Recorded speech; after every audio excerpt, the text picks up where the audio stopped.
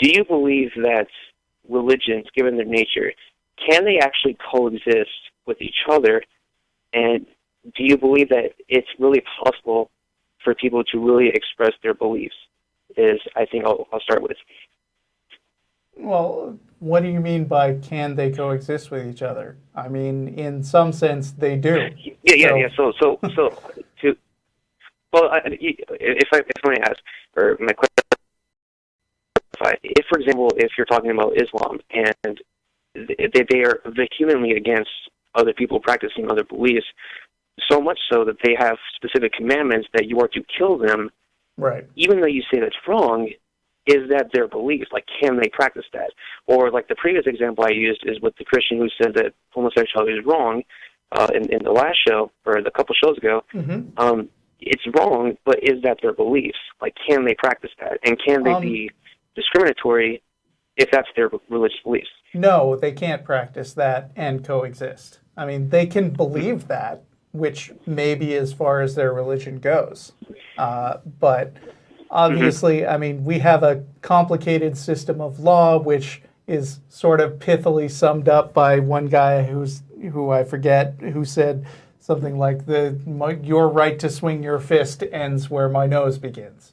And I'll Google that if Phil will talk. But I mean, the point is that people should be given as much freedom as possible to do what they want, but not more, because there are situations where people's freedoms can impinge on each other. And believing that homosexuality is a sin is one thing. Actually saying, let's string up some queers is a completely different thing that can't be dealt with in a society that also respects the value of life and stuff like that. Mm-hmm. Right.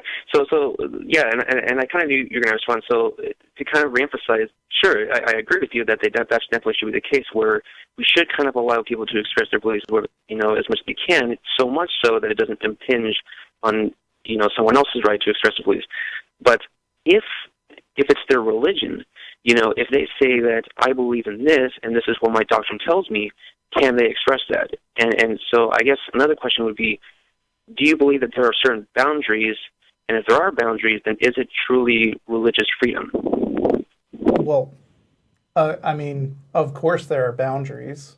And of course it is, as I said, as much freedom as you can reasonably give somebody without imposing on somebody else's freedom. And by the way, that was Oliver Wendell Holmes that I was quoting. So there you go.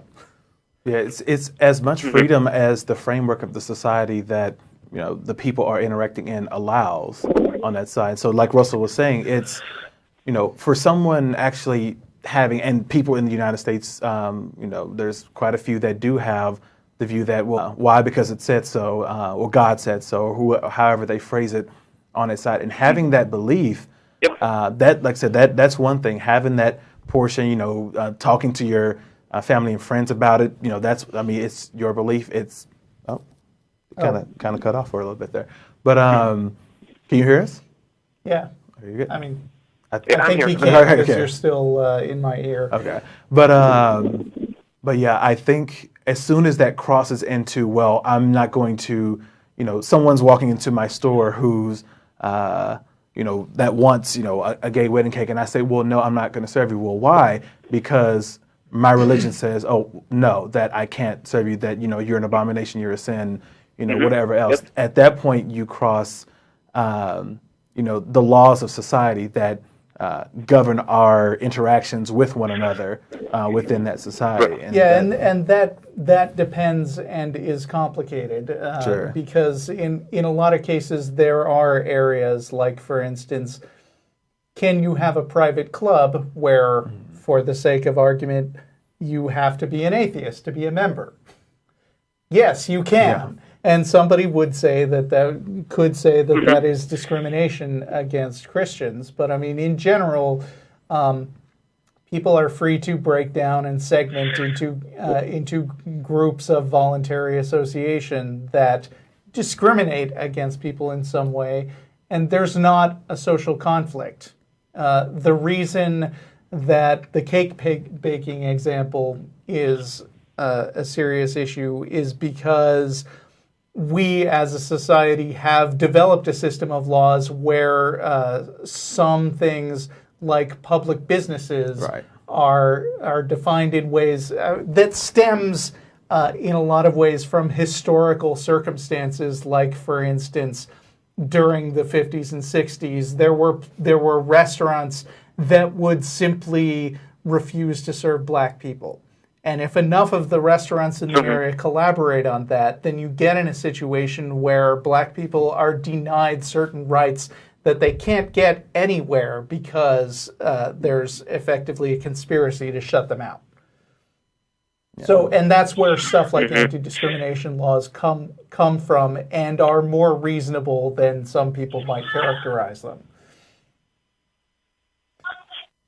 And maybe that was a tangent for you. so you might want to backtrack a little. No. It's fine. No, it's fine. It's just the reason why I asked is because it's literally been on my mind for, I think, ever since my sophomore year of high school. That kind of stems from when I was looking at a list about the books that have been banned in history, and one of them is, I think it might have been the Bible, or, one of the examples is, The Origin of Species by Charles Darwin, and some of the, Brave New World, I think it was. And I was kind of chatting with the librarian for a little bit, and I'm like, we kind of get into freedom of speech, and then we're like, it's freedom of speech, if I'm okay with it. If they say something that's, that I don't like, then we can't have it anymore, the political correctness or something like that. But the reason why I asked, and I think it was a good example that you brought up the atheist, I didn't actually think about that, is I think it's, you talk about like society and stuff like that. Well, from their perspective, it's not society, it's their God that makes the legislation. You know what I'm saying? They're wrong. And so if there's sure, but that's their religion. And so that's kind of the thing that I'm confused about when people talk about religious freedom is, you may say that, but it's like I look at your, the Bible, and I look at the Quran, and it seems to me that, at least in those cases, what drives the narratives of those scriptures is the fact that their God is specifically intolerant of other cultures. Right. And so there's specific pronouncements that you cannot worship these, or you'll face some kind of punishment. And so do you feel, I guess to segue into another question, is do you feel that when they say that, we should respect people's beliefs, religious freedom, all that stuff, are they at least in some way being inconsistent with their own scriptures? They who? Like you say, Christian, for example. Okay. When they say that, being an atheist is wrong, Psalm 14:1, Romans chapter 1, verse 20, or something like that, I challenge you to find any Christian who isn't inconsistent with their own scriptures. You know what I mean? Oh, no, I know, but I'm just saying, like, isn't that the case where they say something that's like, you believe whatever you want to, but it's not consistent with scripture, then could it be that religious freedom is not what people think it is, and maybe they should do like their own, they should reread their own scriptures before they can actually kind of make that claim? I mean, it's a fair point that if the Bible or even people's personal religious beliefs tell them that they have to do something which by law they can't do in a particular society, we should make as much effort as we can to accommodate them within reason. But at some point, if they are trying to do something that is fundamentally incompatible with people getting along, social order trumps what your stupid book says. And sometimes what you were saying, like for religious freedom, that depends on who's saying it, because, I mean, if you look around the U.S., like for city council meetings and things that want to be able to say a prayer before it starts, well, that's, for them, that's religious freedom. We're just expressing our religious freedom. However, if someone who's not of the mainstream religion comes into play, so say if a Luciferian or a Satanist wants to come in to give a prayer of their own, then all of a sudden there's a problem that happens, and we can't really have these. That's not respecting religious freedom, so we're just going to 86 it all the way, but I've heard arguments where people will say, well, the majority religion is X, so that's the kind of meetings that we should have, but that doesn't necessarily coincide with religious freedom that they were so gung-ho about espousing, depending on what the situation was. But that's always an interesting tidbit, because it's like, you didn't really mean it. You didn't want that Satanist in there. You didn't want someone dressing in black robes coming in to give the invocation to the city council meeting. That wasn't your intent. You wanted someone that was at least a Christian denomination to do so, whether it's Lutheran or Catholic. That I can see that more being all right. But if someone way outside the norm came into play, it's all of a sudden it's like, whoa, we can't have that. That's not right. And before you start dashing off angry emails and tweets, yes, we know there is an organization called the Church of Satan that doesn't really believe in Satan and is basically atheist and likes to troll people. But let's just say...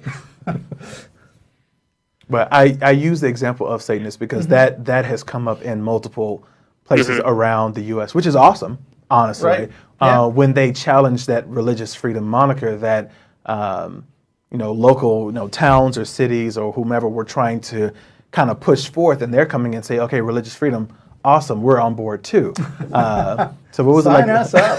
So it was like the school in Florida that was trying to hand out religious material, and so. The Church of Satan, they had their own materials, and all of a sudden, okay, no materials. No, never mind. Just no one. Just stop it. It's kind of like, freedom of speech only when it agrees with me, but when it doesn't, then we then have to we have to be careful what we say.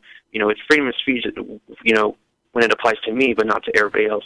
Yeah, I'll tell you what, living and getting along with people in a world where everybody is connected is a big old can of worms, and coming up with a reasonable set of rules that everybody can abide by. It's never going to be perfect because people are not perfect and don't get along. Yeah, and even though I may not personally agree with religion, I'm very interested with religious freedom, and I'm very interested in having the discussion as to what exactly it means to have religious freedom, and so I do appreciate that. Okay. So I think that'll be it. Yeah, right. And just one more thing. Just like a you gotta make it quick. We're ending the show real soon. Hold on. Just give me 30 seconds. Oh, okay. Just all right. Just real quick. So I want to tell you guys about a quote that I think is, I would say, a good argument for atheism, in my opinion, and it's a quote by Paul Harrison in one of his books, Elements of Pantheism. Get to the point, Master. But, I thought it was a good book. Yeah. Let me tell you the quote, just see if you agree with it. So in, I think, page 47, he says this. He says, "Since God is seen as perfect and self-sufficient, it is not at all clear why God needs to create humans. For what purpose do they serve to him?" Yep, that's an amusing one. Okay. Amusing? It's a good one. People can look it up. I just want to throw it out there. All right. All right, thanks. Bye. All right.